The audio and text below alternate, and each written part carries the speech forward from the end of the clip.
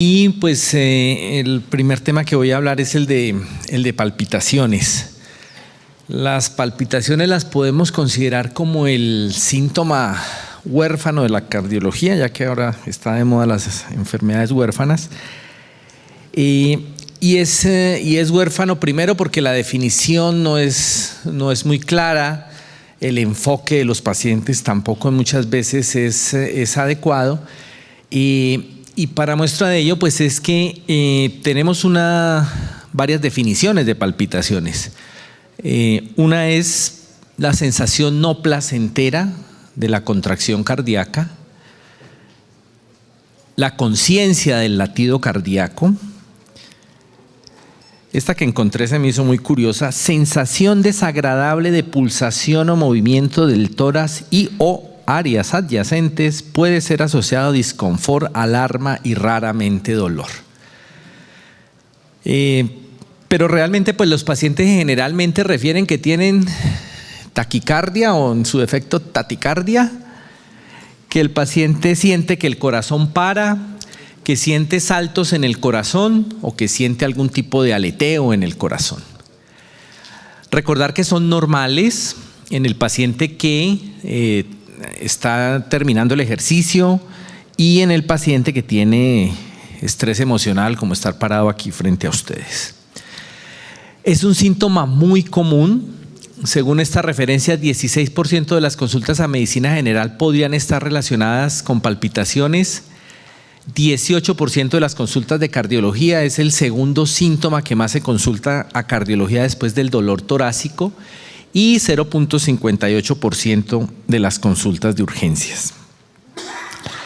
En un trabajo en el cual nosotros evaluamos la presencia de palpitaciones en pacientes a los cuales se les colocaba un monitoreo externo de eventos, mostraba cómo el 24% de los pacientes el síntoma de palpitaciones se relacionaba con taquicardia sinusal, pero que en un 22% no tenía ningún trastorno electrocardiográfico, era un ritmo sinusal normal. En un 14% eran arritmias ventriculares no sostenidas, extrasístoles, taquicardia ventricular no sostenida, y arritmias graves como una fibrilación auricular era realmente muy bajo. También la fisiopatología de las palpitaciones no está claramente entendida. Sabemos que hay unos receptores sensoriales en el miocardio, en el pericardio, mecanorreceptores, y que de ahí salen unas vías aferentes somáticas y parasimpáticas. Pero como les decía, no es claro exactamente cuáles son las vías neuronales para explicar las palpitaciones, y el mecanismo por el cual se producen pues puede ser de varios tipos. Uno, pacientes que tienen contracciones rápidas, irregulares o muy lentas, que se asocian pues generalmente a arritmias, pero que también pueden ser por alteraciones mentales o por enfermedades sistémicas y por el uso de algunas drogas. Otros pacientes son contracciones intensas con movimientos anómalos del corazón, y que se ve sobre todo en pacientes que tienen cardiopatías asociadas a aumento en el volumen sistólico, como la insuficiencia aórtica o la insuficiencia mitral. Anomalidades en la percepción subjetiva del corazón, como alteraciones psicosomáticas. Y aunque no tiene que ver con el tema, pues quisiera decirles que muchas arritmias son asintomáticas. Las causas, pues cuando hablamos de palpitaciones, lo primero que pensamos es que se originan en el corazón, ya sea por cardiopatías estructurales o por arritmias, pero también aparecen en enfermedades orgánicas extracardíacas, en trastornos psiquiátricos y relacionado con el consumo de drogas. ¿Qué cardiopatías pueden producir palpitaciones? Para resumir, todas.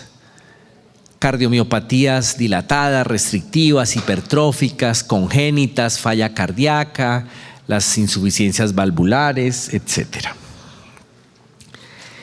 ¿Y arritmias? ¿Cuáles arritmias pueden producir palpitaciones? Todas. Bradiarritmias, bloqueos, disfunción sinusal, taquiarritmias ventriculares, supraventriculares. Y las causas sistémicas de palpitaciones también son amplias. Comunes, la anemia, hipertiroidismo, la fiebre, hipovolemia, el embarazo es una causa común de palpitaciones, cosas menos frecuentes como un feocromocitoma, los síncopes vasovagales muchas veces antes del síncope pueden tener palpitaciones y la lista es mucho más grande que la que está ahí. Trastornos psiquiátricos es otra causa común de palpitaciones, ansiedad, ataques de pánico, depresión y trastornos de somatización. Y finalmente tenemos el uso de medicamentos o de lo que ahora llamamos drogas recreacionales, agentes simpaticomiméticos, tóxicos como el alcohol, cocaína, heroína, cafeína, nicotina, fármacos para disminuir peso y una causa común y que a veces uno no tiene en mente es la disminución o la suspensión del uso de beta bloqueadores. Entonces, ¿qué hacer? La charla habla de qué hacer, qué no hacer y cuándo remitir. Entonces, ¿qué hacer? Lo primero es una adecuada anamnesis. Y para hacer una adecuada anamnesis debemos preguntar cómo inician las palpitaciones y cómo terminan, si son súbitas o progresivas, cuánto duran los eventos, cada cuánto aparecen, cuánto tiempo hay de evolución de las palpitaciones, la regularidad o irregularidad de las palpitaciones, si hay alguna irradiación, factores desencadenantes o de mejoría, síntomas acompañantes y la respuesta al tratamiento. En cuanto a la duración, las palpitaciones que duran pocos segundos pues son producidas generalmente por extrasístoles de origen auricular o ventricular. También aparecen en pausas y lo que sabemos es que no es producido específicamente por la extrasístole, sino cuando se produce después de la extrasístole una pausa, aumenta el llenado diastólico ventricular izquierdo y esa contracción que maneja un mayor volumen sistólico es el que va a producir la sensación de extrasístole. Por el contrario, las extrasístoles que duran minutos, horas y en algunos pacientes incluso días, pues son producidas por taquiarritmias sostenidas, ventriculares o supraventriculares, ocasionalmente también por extrasístoles ventriculares o supraventriculares muy frecuentes y también lo vemos en las taquicardias sinusales. La forma de inicio, ¿cómo le empezó el evento? Si el evento arranca súbitamente, la mayoría de las arritmias cardíacas tienen un mecanismo de reentrada que arranca con una extrasístole y de ahí empieza el evento sostenido, lo cual habla de la probabilidad de que esto sea una taquiarritmia paroxística, ya sea ventricular o supraventricular.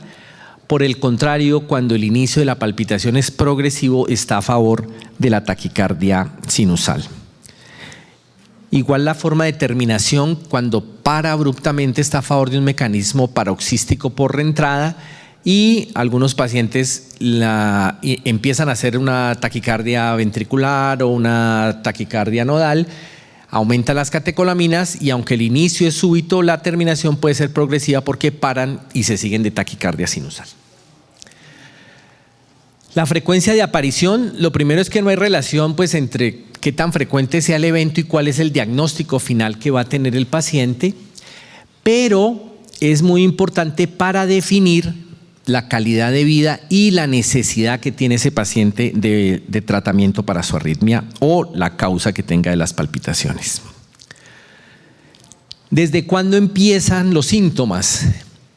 En los pacientes que desde la niñez o la adolescencia están refiriendo palpitaciones, pues lo que debemos sospechar es algo congénito, cardiopatías congénitas de cualquier tipo, pero también la presencia de taquiarritmias relacionadas con una vía anómala, por ejemplo un Wolff-Parkinson-White. En los adultos, cuando el inicio de los síntomas es de adulto, pues lo que hay que pensar son en cardiopatías adquiridas o en enfermedades sistémicas adquiridas y en algunos tipos de arritmias que aparecen ya cuando el paciente es adulto, como las taquicardias auriculares, las nodales, fibrilación auricular, flúter o taquicardia ventricular. La regularidad de las palpitaciones. Hay que preguntar si las palpitaciones son regulares o no. Muchas veces hay que pedirle al paciente que trate con el dedo acá se ve mejor, de referir cómo siente el corazón. Y sí, muchos lo pueden hacer. Si son irregulares, pues hay que pensar en fibrilación auricular como la primera causa de taquiarritmias sostenidas irregulares, pero puede suceder en pacientes con flúter auricular o con taquicardia auricular que tienen una conducción auriculoventricular variable o con extrasistolia muy frecuente. Por el contrario, si la taquicardia es regular, pues hay que pensar en taquicardia sinusal o en otras taquiarritmias regulares como las taquicardias nodales, las relacionadas con una vía anómala o la taquicardia auricular y el flúter auricular cuando la conducción AB es fija y en taquicardia ventricular. Igualmente, se puede pensar en palpitaciones regulares en pacientes que tienen alguna cardiopatía o que tienen enfermedades sistémicas o psiquiátricas. La irradiación de las palpitaciones, pues tenemos el que llamamos signo del sapo y es la sensación de que la palpitación se siente en el cuello. Y uno le pregunta al paciente, ¿le palpita el tórax? Sí, siente que el cuello palpita. Cuando el paciente dice sí, es muy común en las taquicardias por reentrada nodal, en las cuales las aurículas se están contrayendo al mismo tiempo que el ventrículo y se contraen cuando las válvulas auriculoventriculares están cerradas y entonces el flujo sanguíneo, en vez de irse hacia el ventrículo con la contracción auricular, se va hacia arriba y por eso sienten la palpitación en el cuello, y ocasionalmente también se ven en taquicardia ventricular o en bloqueo AV completo. Los factores desencadenantes son importantes. Cuando se relacionan con estrés o ejercicio, pues hablan de enfermedades que pueden relacionarse con catecolaminas, por ejemplo, taquicardias de los tractos de salida, las taquicardias ventriculares catecolaminérgicas, algunas taquicardias asociadas a QT largo, hay unas formas raras de fibrilación auricular relacionadas con catecolaminas. Por el contrario, cuando los síntomas aparecen por aumento del tono vagal, o sea, cuando el paciente está durmiendo, cuando suceden generalmente relacionadas, están relacionadas con el sueño o después de comer, hay formas mucho más comunes de fibrilación auricular de origen vagal. Cuando están relacionadas con el consumo de algunos tóxicos, hay que pensar en extrasístoles, en taquicardia sinusal u ocasionalmente en fibrilación auricular. Y cuando se aparecen con cambios de postura, el paciente está acostado asintomático y cada vez que se pone de pie empieza a tener palpitaciones, hay que pensar en taquicardia ortostática postural y también ocasionalmente en taquicardia por reentrada nodal. Otra cosa que hay que preguntar, ¿cómo se mejoran esas palpitaciones? Y algunos pacientes aprenden a que si hacen maniobras vagales, tratar de vomitar, pujar, maniobra de Valsalva, la taquicardia pasa, y cuando eso sucede, lo que debemos suponer es que el nodo AV hace parte del circuito de la taquicardia. ¿Y cuáles taquicardias son esas? La taquicardia nodal, porque el circuito está en el nodo AV, y las taquicardias por una vía anómala, porque necesita el circuito pasar por la vía anómala y por el nodo AV. Por el contrario, cuando las palpitaciones mejoran con el reposo, hay que pensar nuevamente en arritmias que fueron desencadenadas por catecolaminas, pero también se ven en pacientes que tienen cardiopatía o en pacientes con ansiedad. Obviamente, después de preguntar todo esto con respecto a las palpitaciones, hay que buscar antecedentes, si tienes trastornos psicosomáticos, tiroideos, si tienen algún tipo de enfermedad que pueda favorecer trastornos electrolíticos como diarrea, vómito, la presencia de cardiopatía, el antecedente familiar de cardiopatía o muerte súbita. Y hay que mirar algunas cosas asociadas que nos pueden hablar de algo grave. Cuando las palpitaciones se asocian con síncope, siempre hay que pensar que esto es grave. La primera causa, taquicardia ventricular, también taquicardia supraventricular y ya ocasionalmente algo que no es grave, que son los síncopes vasovagales, pero de entrada debemos pensar que son arritmias sostenidas importantes. Como pueden ver, uno puede sacarle el jugo al paciente que dice que tiene palpitaciones, preguntándole todo lo que acabamos de ver. ¿Qué no hacer? Es considerar que las palpitaciones no se les debe preguntar mayor cosa, que las palpitaciones serán siempre por una arritmia y nada más. Para el diagnóstico, pues hacemos examen físico, buscando cardiopatía, soplos, reforzamientos, presencia de C3, C4, signos de enfermedades sistémicas, anemia, hipovolemia, deshidratación, trastornos tiroideos. ¿Y qué es importante hacer? Electrocardiograma. Y en cardiología la cosa es chimba. Palpitaciones, electro. Síncope, electro. Dolor torácico, electro. Siempre hay que pedir electro. El electro nos puede ayudar a hacer el diagnóstico. Por ejemplo, si yo veo un Wolff-Parkinson-White, si yo veo cambios de crecimiento de la válvula mitral, una P mitral, perdóneme, hipertrofia ventricular, extrasístole auricular, que hablan de que el paciente tiene una cardiopatía estructural y que fibrilación auricular puede ser la causa. Si yo veo extrasístoles ventriculares, pueden ser esa la causa. Si hay presencia de ondas Q o extrasístoles ventriculares o taquicardia ventricular no sostenida, pues podemos ver nuevamente que esto se relaciona con las palpitaciones.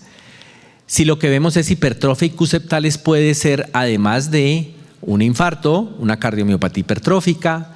Si vemos inversión de la onda T o una onda épsilon sugestiva de una cardiomiopatía ritmogénica para taquicardia ventricular, un QT prolongado que se relaciona con taquicardias ventriculares polimórficas. Pero realmente el gol estándar del diagnóstico es poder tener un electrocardiograma cuando el paciente está sintiendo las palpitaciones. Y eso es difícil, porque a ustedes les llega el paciente diciendo que hace 3 semanas le dio unas palpitaciones que le duraron 20 minutos, que eran muy rápidas, regulares, que se iban para el cuello, y usted en ese momento le trae un electro que le tomaron ayer y el electro es normal, y usted no puede tener la certeza, pero el gol estándar es lograr esto. Y pues aquí tengo algunos ejemplos de cosas que pueden ver. En este caso un Wolff-Parkinson-White, un PR corto, una onda delta. En este caso una taquicardia auricular. En este caso un síndrome de Brugada, un QT prolongadísimo. Y así como hay QT largo, pues hay también QT corto, etcétera. Hay que hacer otros exámenes. ¿Cuándo? Cuando yo sospecho que otra causa puede ser una causa sistémica, está relacionada con las palpitaciones, si sospecho que hay anemia, trastornos electrolíticos, función tiroidea u otros. Entonces, ¿cuándo vamos a necesitar mayores estudios?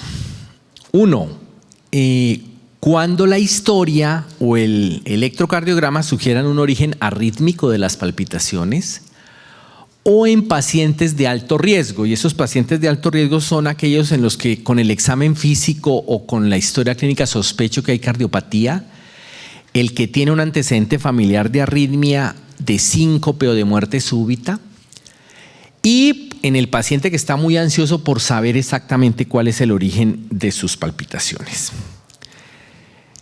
En el paciente que es de alto riesgo, pues vamos a necesitar una valoración cardiológica completa, y en ese paciente pues lo que hay que hacer es remitirlo a cardiología para que lo miren. Estos pacientes pueden necesitar posteriormente evaluación de una cardiopatía estructural, ya sea con ecocardiograma o de pronto en algunos casos con resonancia nuclear. Se les puede hacer prueba de esfuerzo cuando los síntomas se relacionan con el ejercicio, coronariografía o estudio electrofisiológico dependiendo del grado de riesgo que tenga el paciente. En los pacientes de bajo riesgo, pues yo puedo hacer monitoría ambulatoria electrocardiográfica para el diagnóstico. Solo si la historia clínica y el electro me sugieren que es arrítmica la causa de las palpitaciones. También en el paciente que quiere nuevamente estar seguro de que lo que tiene no es ninguna cosa grave, y también en el que inicialmente se consideró que era alto riesgo, pero no encontramos ya en el estudio cardiológico más profundo una cardiopatía estructural importante. Cuando las palpitaciones son de inicio gradual, no hay cardiopatía, puede haber extrasístoles, realmente el diagnóstico lo que vamos a hacer es que probablemente sea relacionado o con taquicardia sinusal o con una extrasistolia, y si no tenemos una causa grave que implique esto, podemos dejar el diagnóstico en este estado porque esos pacientes son de buen pronóstico. Cuando lo que yo tengo es que encuentro arritmias, que hay cardiopatía, que hay algún tipo de enfermedad eléctrica en el electrocardiograma, el Brugada, el Wolf, etcétera. En los ancianos, cuando hay síntomas de compromiso hemodinámico, a esos pacientes habrá que remitirlos para su estudio. Y también en el paciente en el que las palpitaciones están afectando su calidad de vida, pese a que nosotros no encontremos inicialmente una causa grave del origen de las palpitaciones. ¿Qué monitoreos ambulatorio podemos ofrecerle a los pacientes? Pues el Holter, que es el más habitual, un monitor externo de eventos. Es media hora. Sí. Me quedan 10. Listo. Un monitor externo de eventos o un monitor implantable de eventos. ¿Qué no hacer? Uno de los reflejos que hay es que palpitaciones es igual a Holter. Y el Holter es, pues en contra de mi economía, es un examen que se pide mucho y que aporta muy poca información, o que por el contrario aporta información que no es útil. La sensibilidad es muy baja si se compara con monitores externos de eventos o con monitores implantables. El tratamiento de las palpitaciones, pues si yo tengo una causa debo ir a ellas. La suspensión de irritantes cardíacos, el alcohol, el cigarrillo, en algunos pacientes el café, el control de riesgo cardiovascular y el ejercicio pueden ser muy útiles.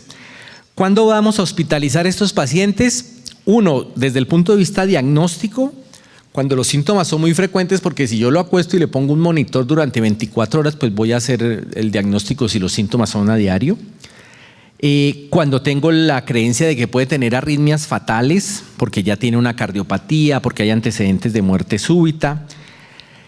Y para tratamiento los hospitalizo cuando ya hice un diagnóstico, por ejemplo, para poner un marcapaso, o porque tengo disfunción ya diagnosticada de un marcapaso, un cardiodesfibrilador, o cuando ya tengo claro que tiene una cardiopatía importante, una estenosis aórtica o está evolucionando con un infarto, o cuando tengo una enfermedad severa, el paciente está muy anémico, está muy deshidratado, o incluso también con un compromiso psiquiátrico importante.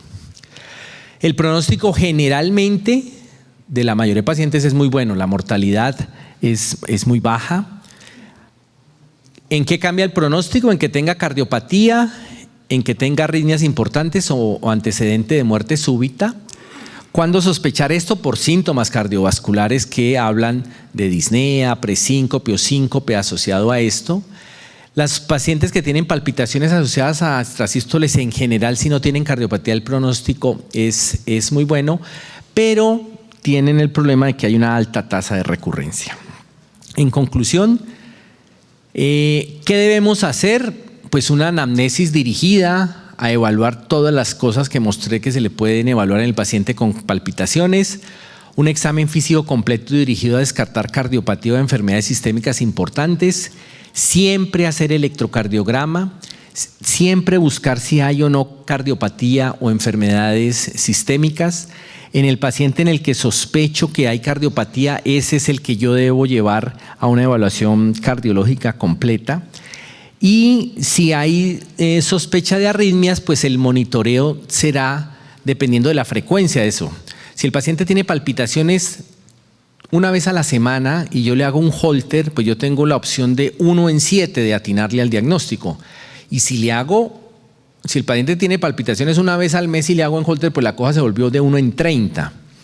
Con lo cual el Holter para el diagnóstico de las palpitaciones será útil cuando los síntomas son diarios o casi diarios, Cuando el paciente lo que tiene son palpitaciones una vez al mes o 2 o 3 veces al mes, es mejor probablemente un monitor externo de eventos, y en otros pacientes un monitor implantable de eventos. ¿Qué no hacer? Pues considerar que las palpitaciones no dan información. Algo que suena dramático pero que es real, y es que no examinan al paciente. No tomar electrocardiogramas.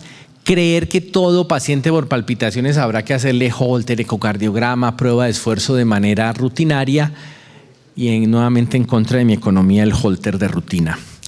¿Cuándo remitir? En conclusión, cuando el paciente es de alto riesgo, cuando hay sospecha de cardiopatía, o cuando ustedes empezaron la evaluación y ya no saben qué hacer con ese paciente.